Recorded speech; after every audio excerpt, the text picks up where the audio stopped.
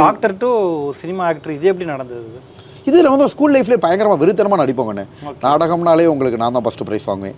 ஸ்கூல்லேயே நாடகம், தனி நடிப்பு. அதுலேயும் உங்கள் இப்போ மதுரையில் வந்து பார்த்தீங்கன்னா எங்கள் ஸ்கூலில் வேறு ஸ்கூலில் இருந்து படிச்சுட்டு வரவனும் இருப்பான். திறமையானவங்கம்மா இருக்கிறவங்களாம் பயங்கரமாக பண்ணுவான். என்ன தான் திறமை இருந்தாலும் அது வெளி உலகத்துக்கு தெரிஞ்சு இந்த மாதிரி வர்றது சில பேர் வருவாங்க. அது கடவுள் நம்மளுக்கு கொடுத்த ஒரு அதிர்ஷ்டம் சொல்லலாம், யோகம் சொல்லலாம், கலைத்தாயோட அருள்னு சொல்லலாம். Okay okay okay super. ஏன்னா நான் ஃபஸ்ட்டுலேருந்து 5th முடிய கிராமத்தில் படித்தேன். 6வது வந்து சென்ட் மேரிஸில் படித்தப்போ அங்கே உள்ள பசங்கள்லாம் வெறித்தனமாக பண்ணுவாங்க. அவங்கள ஓவர்டேக்கு நான் 7th 8th பண்ணுறப்ப நான் ஓவர்டேக் பண்ணிட்டேன்னு வைங்களேன்.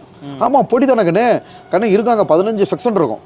நான் 6th படிக்கிறேன்னா இருக்கிறவனெல்லாம் ஜாம்பவானாக இருப்பான். அவனெல்லாம் அடித்து பீட் பண்ணி ஃபஸ்ட்டு ட்ராமாவில் வாங்குறன்றது அவ்வளோ லைஸான காரியம் கிடையாது.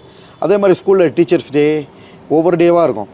அதுலேயும் வந்து பார்த்திங்கன்னா எஸ்பெஷலி எங்கள் ஸ்கூல் நம்ம மதுரை ஒரு திறமையான இடம். இப்போ மதுரையில் பலகானத்துலேருந்து ஆர்சி ஸ்கூல்லேருந்து என் கிளாஸ்மேட் ஒரு பையன் கூட படித்தான், முத்துக்குமார். அவனும் பயங்கரமாக பண்ணுவான்.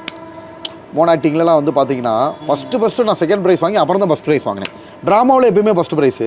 அந்த மோன் ஆக்டிங் அப்படின்ற விஷயத்தில் வந்து அதான் அப்போ பார்த்தீங்கன்னா அவன் ஒரு விதத்தில் திறமையான ஆட்கள்.